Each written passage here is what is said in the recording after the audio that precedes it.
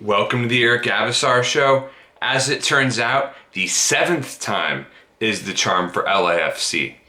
LA Football Club played LA Galaxy tonight for the seventh time in what has already become an incredible rivalry, with the hosts LAFC winning 5-3 in a wild, frenetic match at Banc of California Stadium. 8 goals total, and now in the 3 matches that have been played at Banc of California Stadium, there have been 19 goals scored. So this is a rivalry known for goals and not for defense, that is for sure. But the pendulum has officially swung towards downtown LA because this was the first playoff match between the two clubs. It was without a doubt the most entertaining match of the MLS season in a rivalry that has blossomed so quickly and just so much in such a short period of time, just 2 years. For all the talk of Zlatan Ibrahimovic, owning this rivalry, only one player has scored in every single El Tráfico so far, and that player, of course, is Carlos Vela, who now gets to continue the most impressive individual season in MLS history. He's bagged a brace, both goals coming in the first half, the first one being particularly impressive, and then a crucial second half assist. So Vela, MVP, hands down. He was the straw that stirred the drink tonight, an incredible catalyst. When he set up his the decisive goal in this match right before his assist, he went down, but then he got right back up. He did not go crying to the ref for a foul. He stayed honest and he kept after it. So credit to Vela there, and credit to LAFC manager Bob Bradley for his fluidity and flexibility with the way he has, put together and set up this LAFC side. I mean, one player who seemed indispensable at certain parts of this season was Marc-Anthony Kaye, but the Canadian was not available tonight.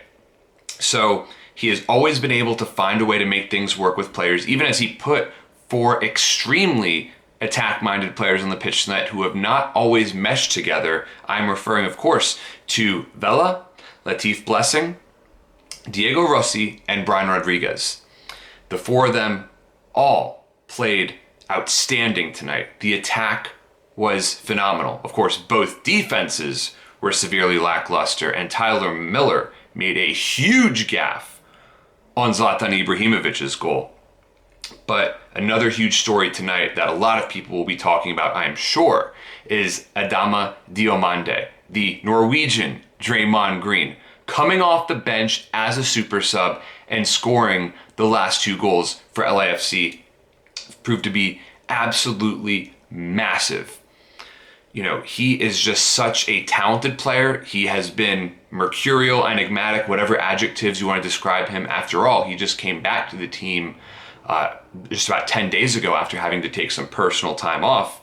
He's gotten his head together, and it could make all the difference for LAFC's hopes of winning its first ever MLS Cup in just its second season of existence. But Brian Rodriguez is so fast, so skilled and talented, just a teenager, that he has suddenly honestly made Diego Rossi expendable. Both of those players came from Peñarol in Uruguay and both offer much to the club, but I'm not sure how sustainable it is to have those 4 guys lining up in attack every single match. I'm sure Bob Bradley will want to ride that out for as long as possible.